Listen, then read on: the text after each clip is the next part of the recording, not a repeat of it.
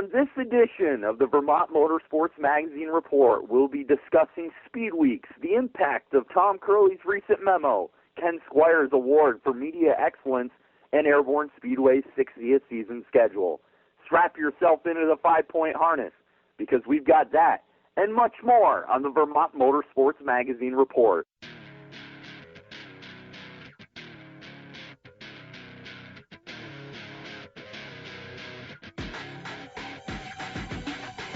Watch it now.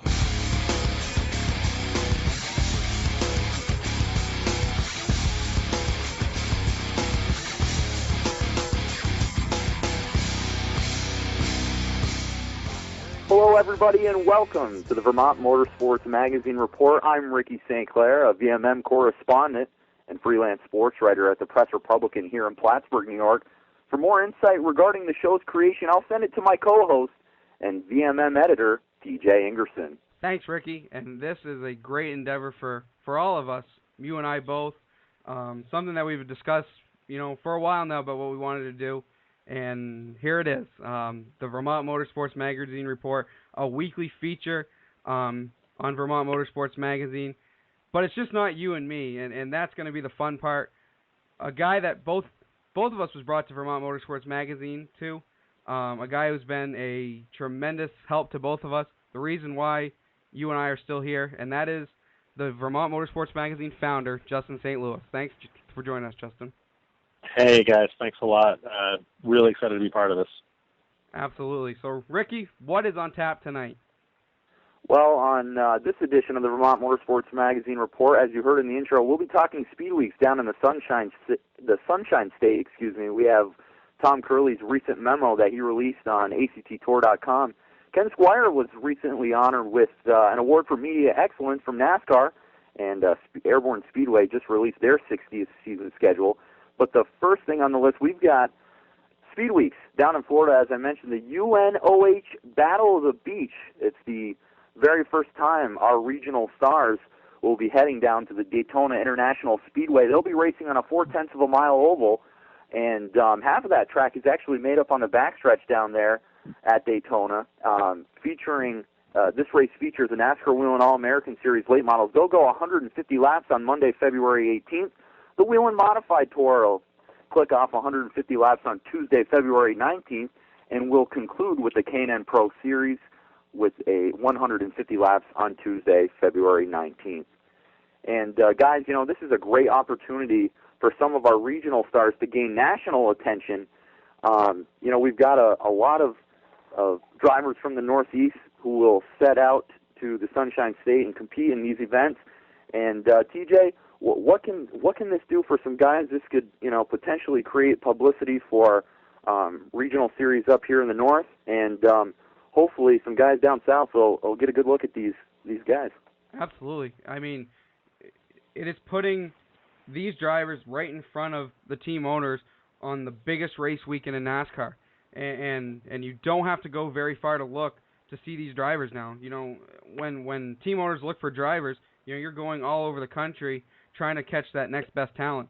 The talents of NASCAR in the weekly divisions and now the regional touring divisions are going to be in one area over just over a week length, and I think it's going to be a great event for weekly short track racing for the NASCAR Home Tracks group, and I think it's going to be the start of something great. Justin, what do you think of it? Well, I've been involved with the NASCAR Whelen All-American Series program, sort of on an organizational level, with my involvement at Devil's Bowl Speedway for the last year. And I mean, anybody who's ever doubted anything, any doubt with NASCAR's commitment to short track racing, and this is easy for me to say, being sort of on the home team, but it's unreal how much effort they put into the whole home tracks program and the Whelen All-American Series. Say nothing of the touring series as well, the K&N and the Whelen Modifieds and all that stuff. This Battle at the Beach is a fantastic idea, and it's hard not to point at the success of the Bond Auto Invitational over at New Hampshire Motor Speedway that the American Canadian Tour started, and Tom Curley's brainchild there. And this is really a model of that, but it has expanded to include the late models of the Wheel and All-American Series, the modifieds, the K&N East and West.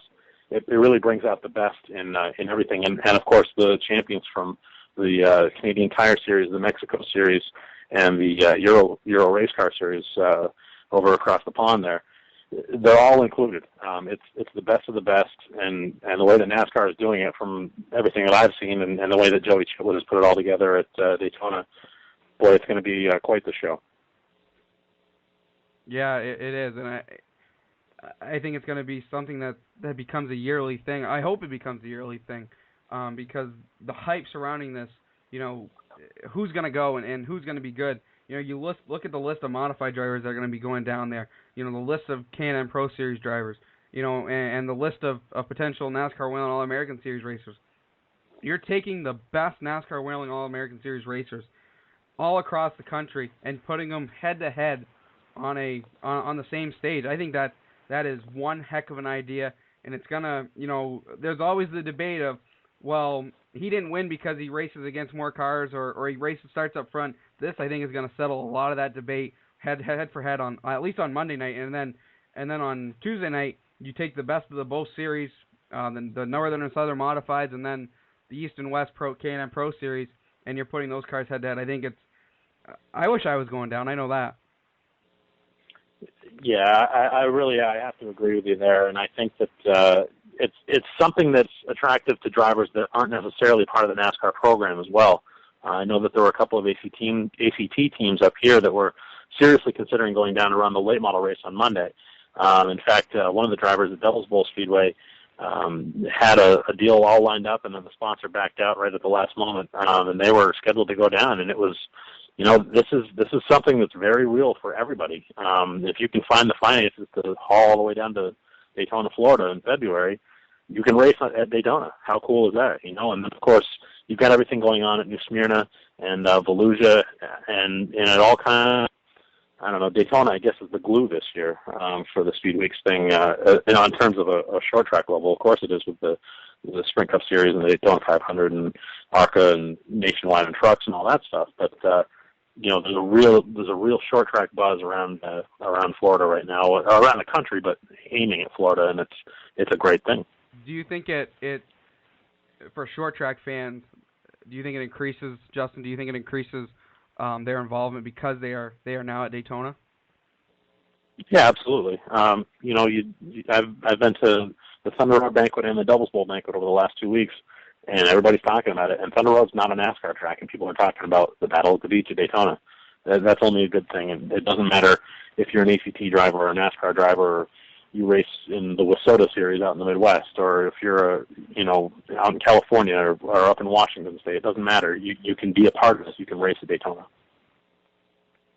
I agree, and I think it's going to be something great for short track racing, and something that a lot of us enjoyed with the old Toyota Showdown at Irwindale. It allowed us to recognize the stars we know in the middle of winter when racing's still 2 or 3 months out, and you look at those Connecticut fans, those modified faithfuls, and they're going to be able to cheer for their favorite drivers at Daytona and on TV, and I think that's a great addition with speed and TV and able to broadcast these stars, not just to the people that can go there, but to a worldwide audience. That's right, TJ, and as I said a moment ago, the weekly stars of the NASCAR Whelen All-American Series, they'll be the first to tackle the brand new oval down there in Daytona. And race winners and series champions in the NASCAR Regional Touring Series, they're already locked in, including the top 10 in the final NASCAR Whelen All-American Series standings. And as you mentioned, those Connecticut faithful, some names that many will recognize: Keith Rocco, Ryan Priest, Ted Christopher, among the many who are already locked into Monday night's opener. But also going on down there, at Speed Weeks is the World Series of Asphalt Stock Car Racing event. That's at New Smyrna Speedway, of course, a half-mile oval down there. 8 nights of racing. They are taking Tuesday, February 19th off, but many local connections down there at New Smyrna. Former TD Bank 250 winner Lightning Larry Gelinas will be down there. Alex Labby, he'll be piloting an American-Canadian Tour car in 2013 for LaRue Motorsports. A bunch of modified Tour names from the Northeast will be making the trek down to the Sunshine State, and of course Derek Griffiths. Will the UNOH battle help car counts at this event at New Smyrna, TJ? I think so. I think it's going to help the modifieds a lot, and I think you hear just the other day I was on social media and saw that Burt Myers, they were saying, hey, we're going down to run at Daytona, and then we're going to head over to New Smyrna and run the John Blewett III Memorial and the Richie Evans Memorial at New Smyrna. Probably they weren't going to go down if they weren't going to Daytona. So I think they're going to grab a lot of cars from that. I mean, there's even in the super late model, there are drivers sharing cars. I think Dylan Kwasniewski, the NASCAR Canada West Series champion, is going to run at New Smyrna some nights, and that's a big name, a big young talent in racing that is going to be there. And there's more. I know Stephen Wallace is going to be racing at New Smyrna. You said Larry Jelinas, a name that we're familiar with from the north, and Martin Ladouette. He's going to be running some down there too, along with Alex Labby. So I think I can only think it's going to help at least the modifieds and maybe draw some drivers, some prominent drivers over to New Smyrna when they're done at Daytona. And also going on down at Speed Weeks is the UNOH Dirt Car Nationals. That's at Volusia Speedway Park, a half-mile dirt oval down there. 12 nights of racing. They had to up New Smyrna Speedway. That's going on from Tuesday, February 12th through Saturday, February 23rd. That includes UMP modified sprint cars, which consists of the All-Star Circuit of Champions. That goes on February 13th and 14th. The World of Outlaws on Friday, February 15th. They'll race on through the weekend until Sunday, February 17th. UMP late models from February 18th to February 20th. The World of Outlaw late models from Thursday, February 21st to Saturday, February 23rd. And we'll conclude with the Super Dirt Car Series. That's Wednesday, February 20th, and we'll wrap up Saturday, February 23rd. Justin, I know you've had an opportunity to go down to Volusia Speedway Park in the past. That had to be a heck of an experience. I believe you saw the sprint cars down there. Is that correct? And it scared the hell out of me. Those sprint cars are doing 145 miles an hour, and they do not get off the throttle in the corners. I'm telling you, I watched Joey Saldana come from third to the win one night. Or actually, he didn't win. He was leading with a lap to go, and then Steve Kinzer came back around him. It was an incredible show, and that's just one division. The late models, the modifieds from the Midwest, the UMP cars, they'll run 3 or 4 wide all night long. And you've got kids like Ryan Gustin, the Dillon brothers, Ty and Austin. You've got Ken Schrader, Kenny Wallace, and that's just part of it. There's usually 80 entries for the UMP modifieds. What an incredible experience it is to go down to Volusia County and watch that Dirt Car Nationals. It's awesome. And one of my favorite things is Ozzie Altman is the announcer down there, and it gets no better in short track racing these days than listening to the Oz man. There was a late model that flipped on the front stretch. I went down last year, the night that I was there, and the car was not even done rolling over, and Ozzie is already standing at the edge of pit road with a wireless microphone. And before the safety crew was out there, Ozzie Altman was in the driver's window. The thing is smoking, and the guy's not even unbuckled yet, and Ozzie's out there describing the action from 3 feet away from the car on the front stretch. It's quite the show, and Dirt Car, they really they put on a pretty good show down there. It's a melting pot of the best short track racing talent, at least on dirt, in the whole country, because they come from everywhere. You get the Super Dirt Car Series, which we're all familiar with up here in the Northeast. Brett Hearn, Timmy Fuller, Tim McCready, all those guys. And that's one class of cars. You got the late models from the World of Outlaws and the late models from UMP. You got the UMP modifieds. You got 2 sprint car series, the World of Outlaws, say Steve Kinzer, and everybody knows what you're talking about. Kyle Larson, who is a kid that we're all going to be talking about for a long, long time. And he's going to be down there racing a sprint car, from what I understand. Tony Stewart usually makes an appearance at some point. Casey Kane is usually there. It's a great effort by the World Racing Group with all their series, and it's dirt track heaven down there. And TJ, you've got to imagine that fans are getting their money's worth. Look at the variety of cars. I had mentioned UMP modified sprint cars, late models. It all culminates with the Super Dirt Car Series.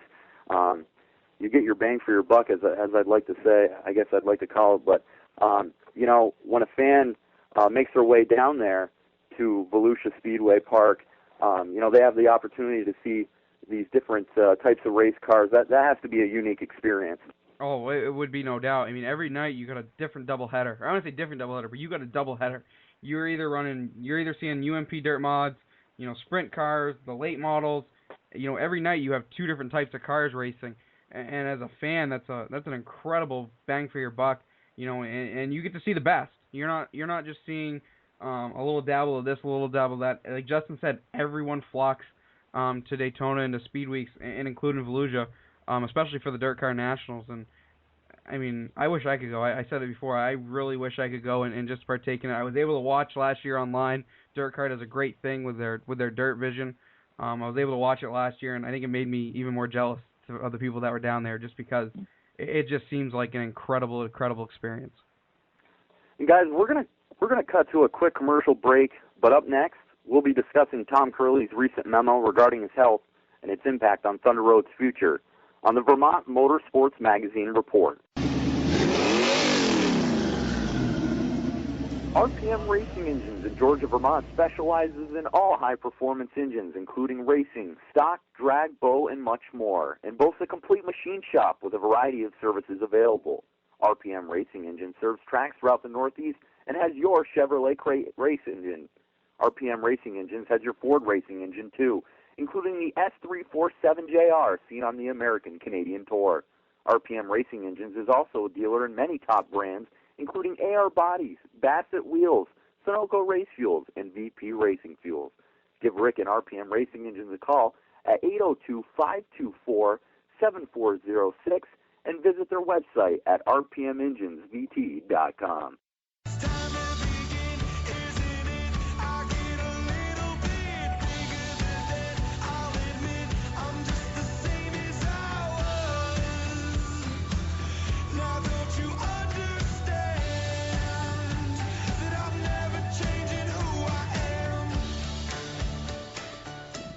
Welcome back to this edition of the Vermont Motorsports Magazine Report. Up next on our agenda, Tom Curley, American Canadian Tour president, just recently released a memo on acttour.com about his recent health and its impact on the future of Thunder Road and the American Canadian Tour as a whole. And TJ, what was discussed in that memo that was just recently released? Tom covered a variety of topics in it, but he covered, starting back in the fall, the whole ACT Casual thing up in Canada with Pass and the cars. He discussed the purchase of Oxford Plains Speedway by past president Tom Mayberry.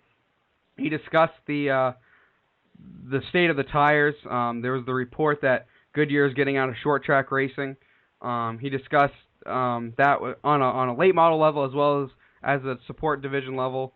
And he talked about what he was going to plan going forward, but a lot of this memo was about himself, and that's not trying to be self-centered. That's updating what had happened after the new year. And I know I was at the ACT banquet, and it was a shock to know that Tom wasn't there. And it's like, well, what's going on? And when they announced that he was ill and with a pneumonia, and he was in a hospital, and it was kind of taken back by it. It's like, wow, this is really serious. I mean, it's widely known that he has COPD, which is a disease of the lungs that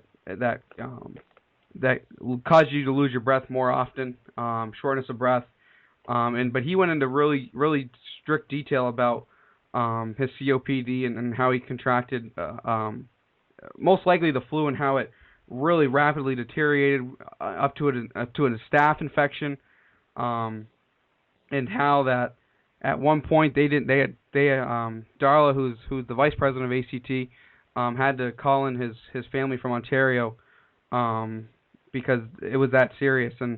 But I liked Ken Squire's line last week at the Devil's Bowl Speedway banquet when he was up talking about the late models, and he looked at everyone and he said, "Well, I got some bad news for you. Tom Curley's getting healthy. He's getting better." And it was really, really, this memo was something you look at and you go, this was really serious. And and he updated himself and everything going forward. But you can see how close it could have been to being very disastrous, in my opinion. And before I send it over to Justin, I'm just going to read a quick statement from that memo regarding a potential future sale of Thunder Road. He said, Ken, in regards to Ken Squire and I, have been diligent about our Thunder Road negotiations for the past several years. It is very important to both of us that we put Thunder Road in the hands of the right organization. This was simply one more potential that we were exploring, and we continue to look for the right deal and right fit for the future of Thunder Road, its fans, and competitors. We realize it is time, and fortunately we are not in a position to make any kind of panic sale. Now, many years ago, Thunder Road was sold to a man from, I believe he was a business owner from Long Island, Tommy Calamaris. He infamously known as Tommy Thunder here in the Northeast, 30-some years ago, made the purchase of Thunder Road.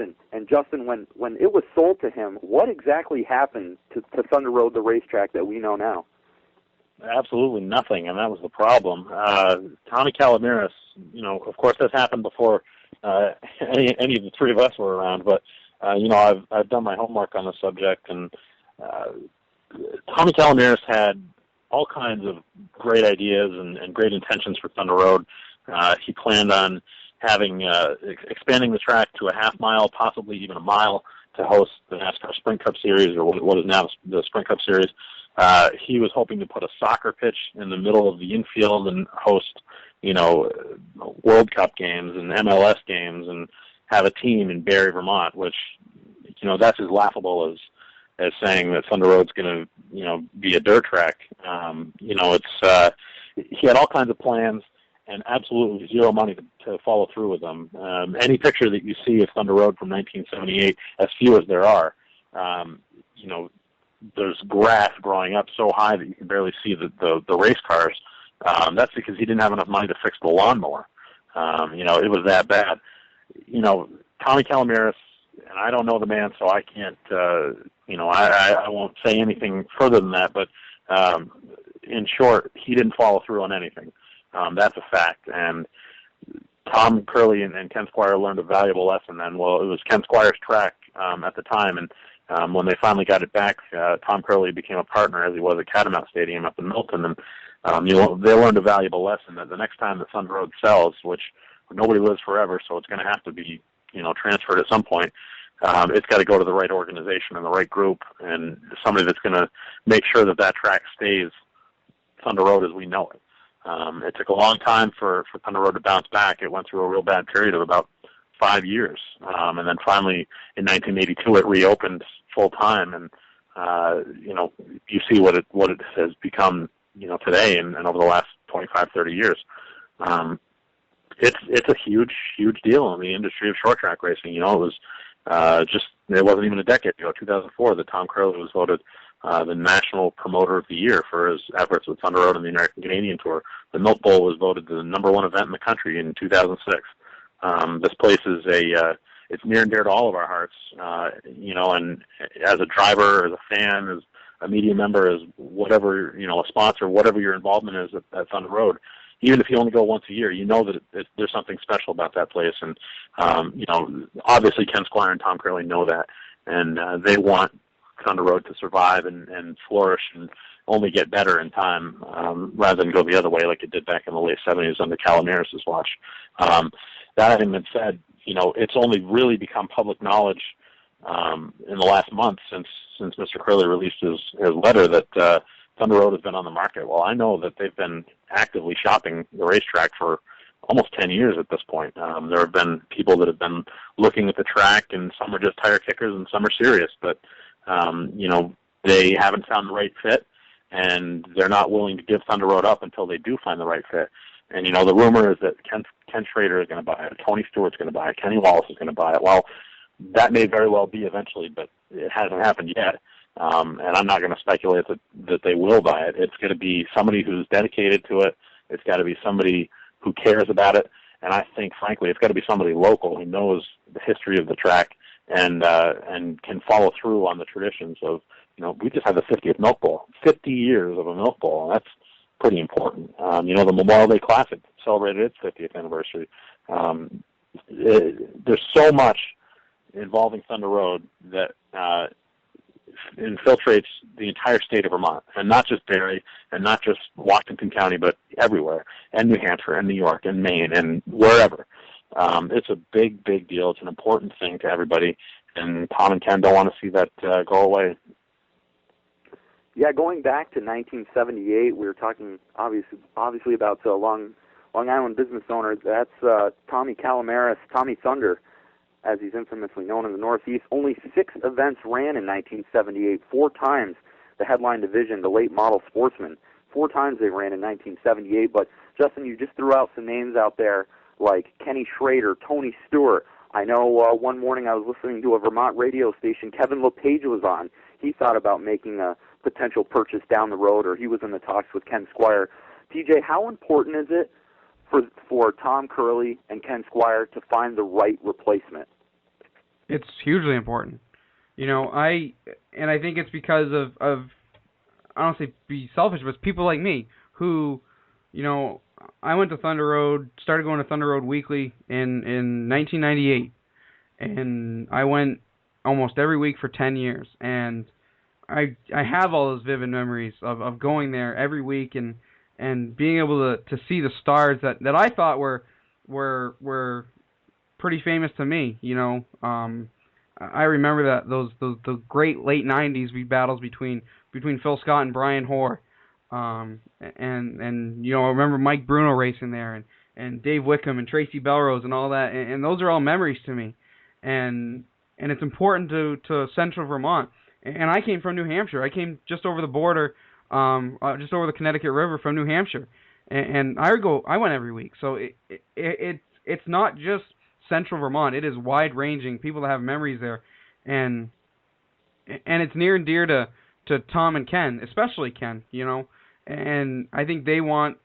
I don't want to speak for them, but I believe that they want to make sure they find the right person, so the next generation people can have the same memories that I have.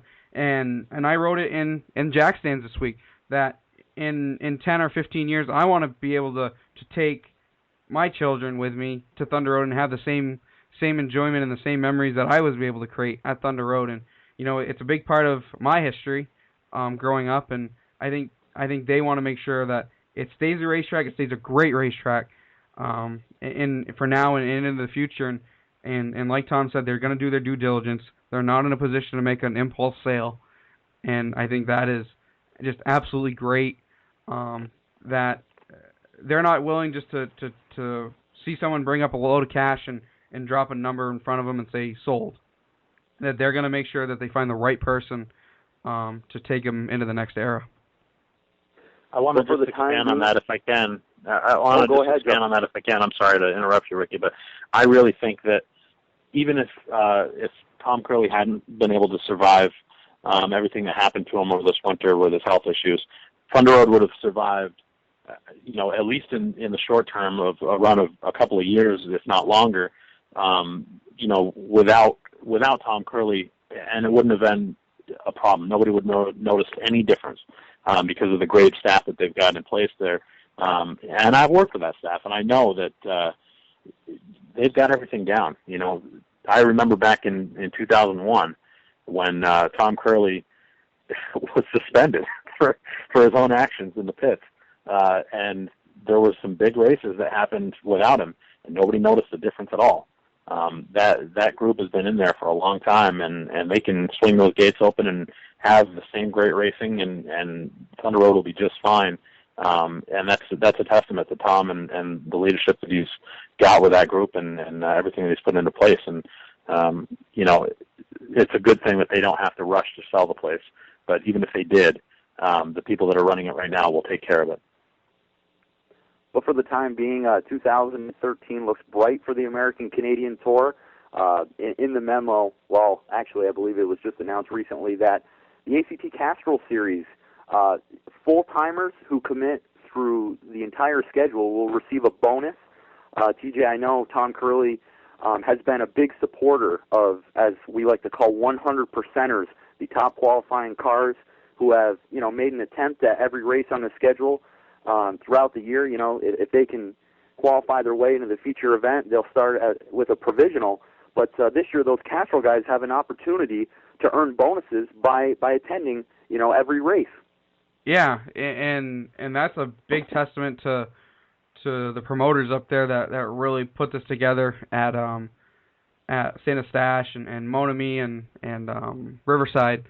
They put this deal together, and you get into the pass deal, going to Chaudière, that they knew they needed to help stabilize it, and when Tom announced the International 500, I thought it was a telling tale that he started talking about Quebec first, and that's a big deal to Tom, because when he took over the Quebec series, I mean, he admitted it was in shambles, and they've helped develop it and they helped grow it, and I think with Castrol and the promoters up there, they don't want to see that disrupted, and they've put together a pretty good deal for all the drivers up there that support the entire Castrol series, and I think it's only going to help them, in my opinion, that they have this deal, and it's going to bring a lot of the top name guys continuously to the Castrol series, and you're going to know they're going to be there. And on the U.S. side of things, a 14-race schedule has been announced. In that memo, Tom Curley had said, "We decided to significantly expand the 2013 schedule with the addition of events at deserving ACT affiliate tracks that have supported the ACT late model program." And then he goes on to talk about Thompson Speedway, arguably, one of the best short tracks in the New England region, who will also have a spot in the 2013 schedule. Of course, that will be announced at a later date. But Justin, after the sale of Oxford Plains Speedway in Oxford, Maine, Tom Curley, president of the American Canadian Tour, he decided to add an additional non-points race with a huge purse that will potentially match that of the Oxford 250, and that's going to occur in Plattsburgh, New York, at Airborne Speedway, and it is dubbed the International 500. It will consist of 3 100-lap races for the American Canadian Tour type late models and 2 100-lap Mazda-style races for the Airborne Speedway Dirt Car Modifieds. Can you talk a little bit about that event before assessing the 2013 U.S. schedule for the American Canadian Tour? Well, the International 500 is exactly how you put it. It's a direct response to Tom Mayberry and Pass taking over the Oxford 250. Anybody who's been around longer than a year or two knows that Tom Curley likes a good fight. He said as much at the Milk Bowl. He's in this thing for the long haul, even if it kills him, quite literally. And this is something that I grew up on when NASCAR was pulling out in 1985 from the North Tour, and when the American Canadian Tour was created, and with all the battles at Catamount, and Tom had just come off, what we discussed with Tommy Talamiris at Thunder Road, and then of course ACT had its problems with, ironically, the same Oxford Plains Speedway with Mike Liberty back in the mid-'90s. This is something that Tom has thrived on forever, and he's up for a fight. He's got the Irish up, and this International 500 is old school promotion, head-to-head stuff, big names. Drivers are going to have to be forced into choosing where they want to be. That may not be a good situation for the drivers, but it's a great deal for the fans. And even if this race was born out of something that some could view negatively, with this changeover of the Oxford 250, it's going to turn into a huge positive for racing, because there's 2 major events going on. And in the past, the Oxford 250, I guess, was the big thing to do because that's all there was to do on that weekend. Now you've got a choice, and if you live in Plattsburgh, New York, well, you've just saved yourself a 6-hour trip and a trip across the boat to go to the Oxford 250. Now you can just go right in your hometown and watch the International 500. The racing is going to be outstanding no matter which track you choose. Oxford's always been a great track, and the Super Late models, the Pro Stocks, whatever you want to call them, they're always going to be great at Oxford. It's a great type of race car, and Pass has a good format, and that's going to be fine for them. But if you want to go watch the ACT cars that you're used to watching, I'm telling you, it doesn't get any racier than Airborne Speedway. 2 and 3 wide all day long. look at the Fall Foliage 300 a couple of years ago. There were 19 lead changes. Patrick LaPearl came from the back with 40 laps to go to win the thing. That's what you can expect at this International 500 event, and I really think that it's going to be an exciting thing. You look at they're doing this segment on Thursdays on the ACT website called Unbuckled, where they interview a driver. Every single one of them has said that the race they're looking forward to the most is that International 500 at Airborne. That's not even a championship race. It's not even a points race. It's just something that they all want to go to, and they can't wait for it. So that's got to be a good thing for ACT. It's certainly a good thing for fans from Vermont and New York who weren't necessarily up for the travel of the Auction 250. They've got something sort of in their own home turf now, and I think it'll be a huge success. And we've talked about the American Canadian Tour in 2013 on in terms of both sides of the border with the U.S. Series and its schedule and the Castrol Series up north. But Thunder Road, the 2013 is shaping up to be a good one over at the Barrie Quarter Mile. TJ, from what I understand, it looks like Jean-Paul Cyr is going to be running weekly at the Barrie High Banks. Yeah, he announced that on their Unbuckled segment that he was looking to run weekly at Thunder Road, and he traced it back to the 1 year he ran Thunder Road and was able to win the championship there. That he was able to have memories and have discussions with his kids about the racetrack and be able to come home and talk about his kids about that. And that's something that I think he enjoyed, and he wants to run Thunder Road again, and it sounds like he's going to do it. So it's a big get for Thunder Road weekly. It's a if Gene's not going to run the tour weekly, he's a 7-time champion on the tour. That's a big loss, and but I think it's a great addition to Thunder Road. And Justin, we've got a couple of drivers in that late model division who are going to be hopping in some new rides in 2013. Cody Blake, young kid's going to be piloting a Jason Allen-owned late model for the full season at Thunder Road for 2013 after spending 3 years behind the wheel of his North Country Auto number 99 Vermont car. And Derek O'Donnell is going to be jumping into Cody Blake's former ride in 2013. That's an interesting trade-off there. I know that I'm a big believer in Cody Blake, and I certainly think that Derek O'Donnell has the stuff behind the wheel to get it done too. That Mercedes team, the 99 team, has really proved. Well, I guess they're going to be number 60 or 68 or whatever they've decided on. But anyway, the car that Cody Blake was driving, they've proven that they can run up front. Yeah, they didn't have a win at Thunder Road, but how many times were they second or third over the last few years? And they've really made themselves into a very good team, and I think Derek O'Donnell has the goods to get it done. You saw what he did over at the race in the 200 lapper there over at Groveton in his first start in the car. That's obviously I think that's just a harbinger of things to come with that team. And like I said, I'm a big believer in Cody Blake. I've seen what he can do. Right up from the time he was in the kids truck division over at White Mountain, all the way up through to the late models. And I'd say, he won that Most Improved Driver award 2 years in a row at Thunder Road for a reason.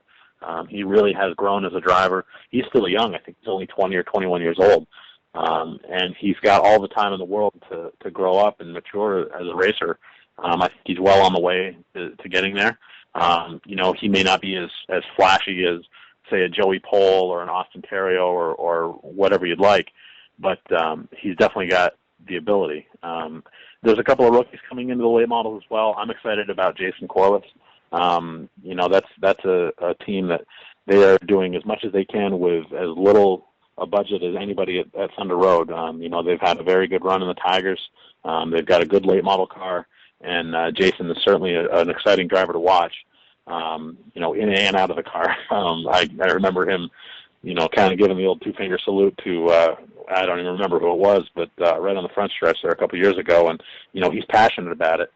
Chris Burnett is a guy that he's the owner of the car, and, he comes from a racing background. He spent a lot of time with the RPM team, helping out Brian Hoare and, being associated with him for years.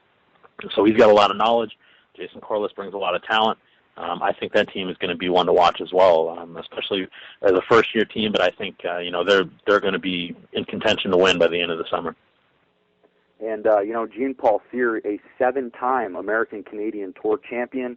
He, of course, from Milton, Vermont. He was racing full-time at Thunder Road in 2009 after, dominating the American-Canadian Tour, so to speak. And he ended up winning the track title in his first year back, that of course, in 2009. And, TJ, you look at this field. Jean-Paul Cyr, he is now rejoining the likes of Nick Sweet, David Pembroke, the Lieutenant Governor of the state of Vermont, Phil Scott, a former track champion and multi-time Milk Bowl winner, Cody Blake, Derek O'Donnell, we just mentioned those two. Of course, Trampus Demers is coming back. Would you argue that this field might be more competitive in 2013 than it has in quite some time? Absolutely. I mean, you look at the amount of talent that's there and the ability for anyone to win. And I know we said that last year with Trampus Demers stepping up his program and Dave Pembroke, Wood just coming off a title season, and Cody Blake looking to the next step, and then next week kind of ran away from it. But again, the weekly talent at Thunder Road is among the best around in New England. Like you said, Jean-Paul Cyr, the 2009 track champion, all those guys, are expected to be back, and then you have the newcomers also, and then you have the guys that could step up their program over the summer. There's a lot of those guys. Brooks Clark, he's been there for a couple years looking for that win. Was able to pick up his first career win 2 years ago, and he's been steadily improving every single year and moving himself up the rank and becoming a consistent threat every week. So the level of talent and the level of competition at Thunder Road week in and week out, I mean, it shouldn't keep people away because it's among the best in all of New England, I think. Well, fellas, we're going to cut to a quick commercial break. But up next, we'll be discussing Ken Squire and his NASCAR Award for Media Excellence and Airborne Speedway's 60th season schedule on the Vermont Motorsports Magazine Report. Goss Dodge Chrysler is the place to find your new or used car, including the 2013 Dodge Caravan, the 2013 Dodge Dart, or the Man's Rig, the 2013 Dodge Ram. Goss Dodge Chrysler has hundreds of vehicles ready for you to test drive today at their dealership on Shelburne Road in Burlington, Vermont. Goss Dodge Chrysler has been #1 in sales in New England for 2 consecutive years running and is ready to help you purchase a new Dodge, Chrysler, or used car. Visit their website at gosscars.com.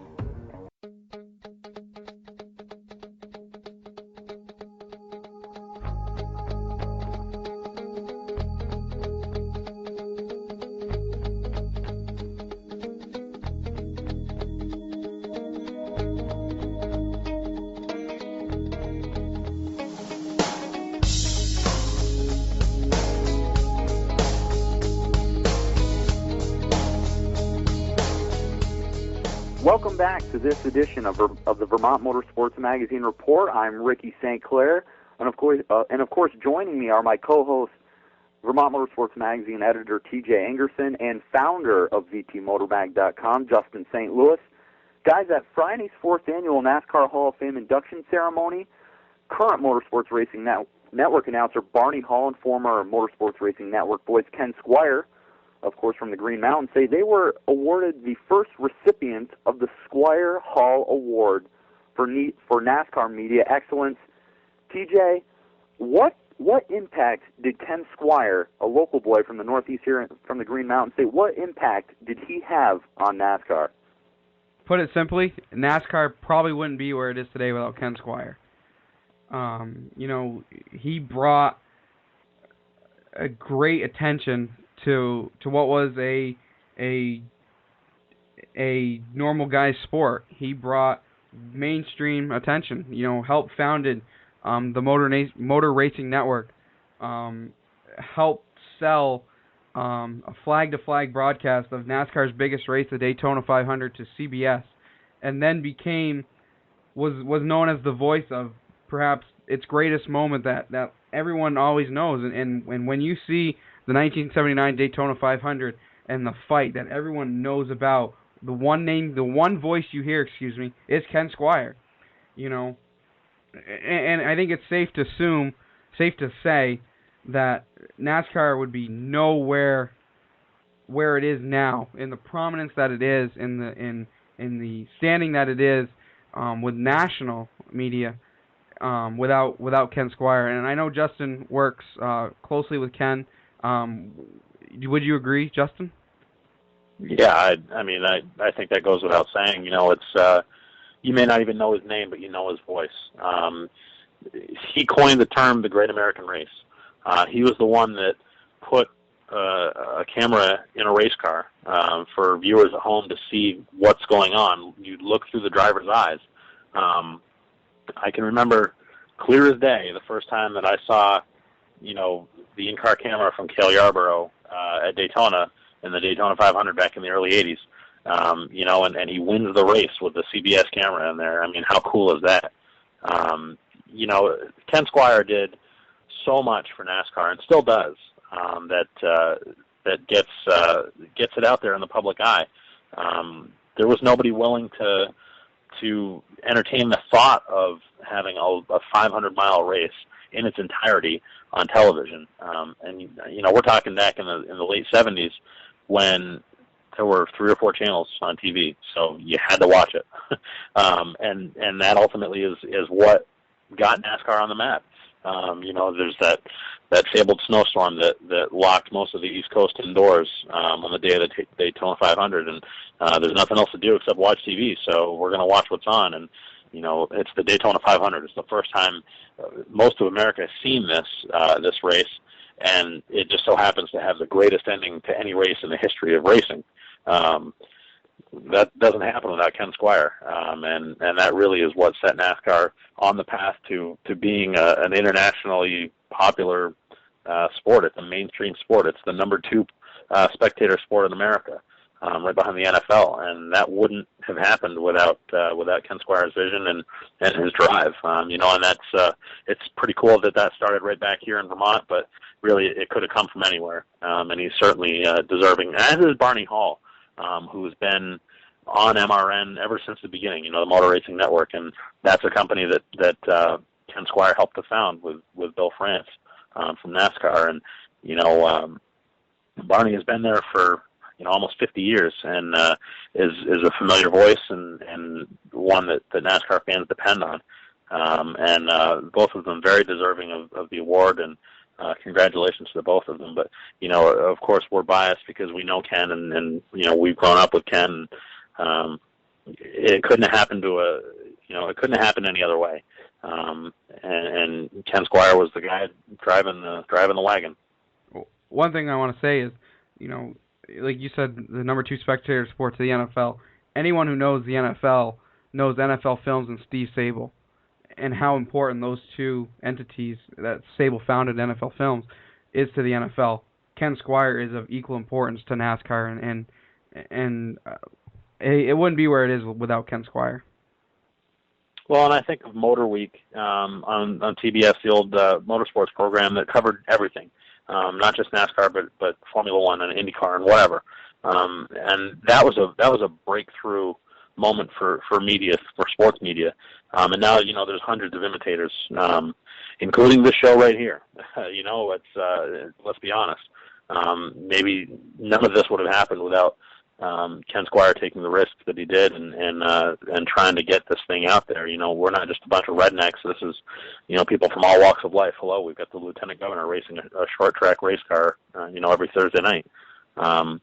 This is as much a part of America as anything, and Ken really saw that needed to be out there, and we got to show the world. And guys, the members of the 2013 class include Buck Baker, Cotton Owens, Herb Thomas, Rusty Wallace, and Leonard Wood, which is a perfect segue to my next question. And TJ, I'll start with you first. Justin, feel free to chime in. Should Ken Squire be enshrined in the NASCAR Hall of Fame? Yes, no questions asked, and no questions asked for me. And he probably will be. He will be eventually enshrined, because he had a huge impact on NASCAR, like we just discussed, and there's no doubt in my mind that he'll be enshrined at some point. Selfishly, though, kind of hope it's sooner than later. Yeah, I would totally agree with that. I think that there's a place for Chris Economaki as well. and several others that are very deserving. But yeah, absolutely. There's no doubt in my mind that eventually Ken Squire will be in the NASCAR Hall of Fame, whether it's next year or 5 years down the road, or long after we're all gone. He certainly deserves to be in there. I know there was an argument by Jeff Gluck of the USA Today that the Hall should really only focus on the guys who participated in the sport, and again, I wholeheartedly disagree, because at certain points, NASCAR wouldn't be where it is without these certain people. No way, shape, or form NASCAR would be without Big Bill and Little Bill. No way. They both had the foresight to take it to its next era, and owners and crew chiefs and stuff like that. And I'm not trying to upplay our points, because we're part of the media, but the media helps tell that story, and one of the best, if not the best, is Ken Squire, because of his importance to NASCAR, and no one would have known, not as many people, would have known Dale Earnhardt without Ken Squire, or insert driver A here through the 80s and 90s. You probably wouldn't know about him, even in today, because of his importance laying the groundwork 30 years ago. I'll expand on that one more time here, and again, another local reference.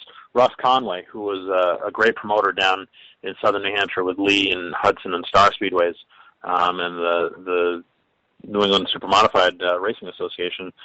He's in the NHL Hall of Fame as a writer.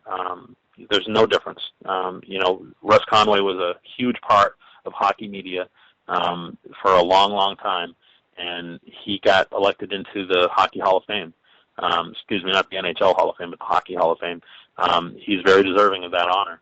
He's as much a part of the sport as the players and the coaches and anybody else.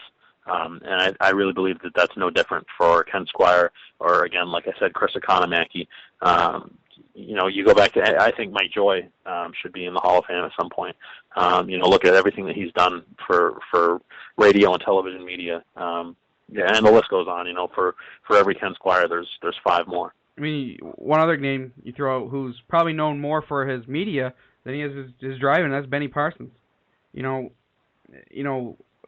Growing up in the late 80s, early 90s, that's one of the things you remember about NASCAR is on ESPN was Benny Parsons and Bill Jenkins. Bob Jenkins, yeah. Excuse me.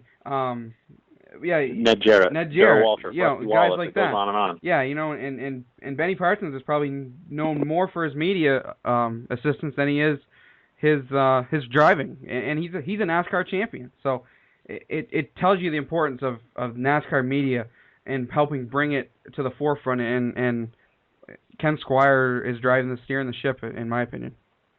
Again, you're listening to the Vermont Motorsports Magazine Report. I am Ricky St. Clair, a correspondent for VtMotorMag.com, and of course joining me, TJ Ingerson. He is the current editor of Vermont Motorsports Magazine and founder, Justin St. Louis. Guys, Airborne Speedway in Plattsburgh, New York, just released its 60th season. It's scheduled for its 60th season. 20 events on the schedule. And the opener is the Charlie Trombley Memorial 60 for the Ernie's Discount Tools Dirt Car Modifieds. That, of course, will be presented by Econo Lodge on Saturday, May 4th. Other notable dates are included the American Canadian Tour Fall Foliage 200, the Late Model Tour's final points race. That closes out the season on Saturday, September 28th. I know earlier in this program we talked about the International 500. That's a 2-day event, Saturday and Sunday, July 20th and 21st. We can't forget to mention the second annual KRD Trailer Sales Renegade 100. That is slotted for Memorial Day weekend, Saturday, May 25th. The North Country's largest fireworks show and full race car, that's Saturday, June 29th. July 6th, Airborne is hosting the USA Canadian Limited Late Model 60-Lap Challenge. And, of course, the Northeast Midget Association, also known as NEMA Midgets, and the NEMA Lights will make their first airborne appearance in over 40 years on August 3rd. TJ, 3 ACT races, one of them, of course, that non-points race with the International 500. They get an additional, Airborne Speedway gets an additional American Canadian Tour points race with a 100-lapper earlier in the year. Last year, Mike Perotti, promoter at Airborne Speedway, he wanted to focus more on giving back to his local racing community and having less touring series come into the Plattsburgh half mile. This year, he's giving fans a variety of race cars joining the 2013 schedule. As I said, 3 ACT races, NEMA. The Renegades have an extra distance event Memorial Day weekend. But, you look at those 3 ACT races, this is something that fans from across the Northeast, especially New England, they've got to be looking forward to that. The one thing I like about touring series is it breaks up the monotonous schedule of weekly racing. It offers something different, and sometimes you can't afford touring series, or you want to give back to your local racers, and sometimes that weekly schedule gets a grind and a grind and a grind. But even what Airborne's doing this year with offering different race distances and bringing different series in, I think it's great. Offering something unique every week, much like Devil's Bowl Speedway is with Justin and Mike Bruno this year. They offer something a little different every week, and it kind of breaks up the monotonous grind of a weekly schedule that you're going to see the same thing over and over and over again. I tell you what, if I could go to that NEMA show, those NEMA midgets are going to fly around Airborne, and the 3 ACT races. I mean, we've seen all the previous ACT races and how great they are. So. I think it's going to be another great season, a great 60th season for Airborne, and again, just the entire body of work, the differences, even the mini mods are going for 60 laps this year. The Renegade 100 was, I heard it was an excellent race. I know you did too, Ricky, and I think again that's a great show on Memorial Day weekend for them, and I think it's going to be a heck of a season for them. Mike Perotti, the promoter at the Plattsburgh Half Mile, was quoted as saying, "I believe the two-day International 500 event is going to be huge. The purses total over $100,000. There will be a lot of teams and fans traveling to Plattsburgh from north of the border, from all over New England. It will give our modifieds a lot of exposure. I'm also pleased with the growth of our sports and modified class. This is the second year, and it's looking that we'll have over 20 teams competing weekly in that support division." Justin, I know with your involvement at Devil's Bowl Speedway in West Haven, Vermont, you also have a Renegade class, a V8 class that competes weekly at the half mile in West Haven. These Renegades at Airborne, they get an extra distance event, as I said, slotted for Memorial Day weekend, and I think the three of us could argue that this division might be one of the most competitive in the Northeast. I'm sure fans are excited for that 100-lap race on Memorial Day weekend. I definitely am. I'm going to try and get over there for that one.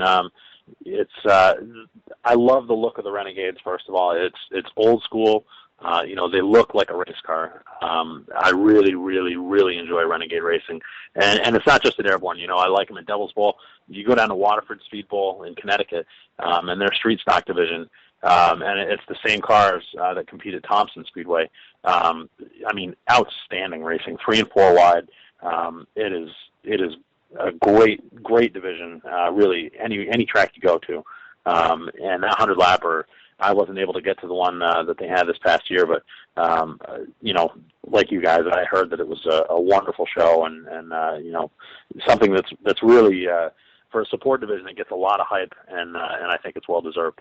And, of course, we can't forget about mentioning April 19th and 20th. Again, that is Friday and Saturday at the Crate Memorial Civic Center in Plattsburgh, New York. It will be the annual Mike Watts Memorial Car Show, a big fan favorite.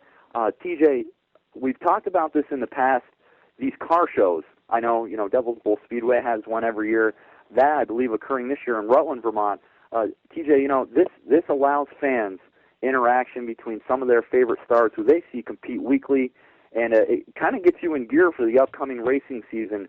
What can fans expect at this Mike Watts Memorial Car Show in Plattsburgh, and what does it do to the racing community to help them get set for the summer schedule? The thing with racing is, anytime you see a race car on the track, you're always behind a fence. You're never up close to that race car, and because of the pitch, you can never go see that race car many a times. This allows the fans to be able to, at a car show, and especially at the Mike Watts Memorial Car Show at the Crate Civic Center, you're able to go up, you're able to look at that car, you're able to go talk to the driver and meet the person that drives that machine. It's a great event for kids because kids are always in awe of that car on the racetrack. And anything to get kids involved in racing is a huge plus to keep them involved. And car shows, in my opinion, are a great way to do that. But also moving it away from the track and putting it in a central location. I know last year Thunder Road usually has their car show on Main Street. They weren't able to do that because of the big dig in Barrie. But it allows not only just race fans, but people just walking the street to go up and look at these race cars and saying, hey, that's something different. You know, maybe a mother and father can't take their kids to a race every week, and they have to really plan the schedule, but the kid really wants to go to the car show, and he doesn't, and he gets to see that car, and it makes an instant fan out of him. It's a great way, a great interaction for the fans, and it's a great way to promote not only the drivers, the stars and cars of the track, but your track yourself. And I mean, I know sometimes car shows can be a little tedious and a little, win one way, but tracks who think outside the box and try to include, more of just the regular community and trying to attract new fans, you're seeing those are the ones that are thriving and growing and rebuilding themselves. And Justin, the weekly racing schedule culminates Saturday and Sunday, August 31st and September 1st, with the Mike Watts Memorial Championship weekend. That will, as I said, wrap up weekly racing. And is it just me, or does it seem like at Airborne Speedway in recent years, they've had a number of different track champions, Todd Stone most recently, Patrick Dupree of Saranac Lake, Mike Bruno, now the owner at Devil's Bowl Speedway of Castleton, Vermont, Martin Waugh of Napierville, Quebec. It seems like these championship races come down to that final weekend. Yeah, you're right, and that's something actually that I was thinking about when you guys were speaking earlier, just a few minutes ago, is how close those title races in the modifieds always are, and it seems like there's only two cars in it, and that's not always a bad thing either. I think it's a very good thing. In fact, there's two teams every year that have seemed to step up their game, and they're the ones to beat. It was the 24 and the 90 forever and ever up there, Dupree and Waugh. George Foley was on his game for a long time. Leon Gagnon as well. And then this past year, Todd Stone and Pat McGrail. I mean, how cool is that? You've got a Canadian versus an American, two, very different teams, one with the very best brand new state-of-the-art equipment, in McGrail, and then Todd Stone, he's got the big hauler, and everybody thinks that they've got billions and billions of dollars for their racing budget, but that's an old car with some old technology on it, and those guys were going at it tooth and nail every week, and it seems like they were trading wins back and forth, and you knew it was going to come down to the last lap of the final race, and it really did, and it's just, I don't know, there's something about that division up there that really seems to turn out a close points race every year. That's not to say that it doesn't do that at other tracks. Of course, look at all the times, with the exception of last year with Nick Sweet's run away at Thunder Road, that the late model championship at Thunder Road has been decided by, a pass with 5 laps to go. I think Pembroke, Scott, and Sweet over the last 5 years. The time that Jamie Fisher and Phil Scott tied for the championship. And that goes, there's a 1,000 examples at every racetrack, but it just seems to happen every year up at Airborne. Well, that wraps up this edition of the Vermont Motorsports Magazine Report. We'd like to thank you for listening to our program. For TJ Ingerson and Justin St. Louis, I'm Ricky St. Clair.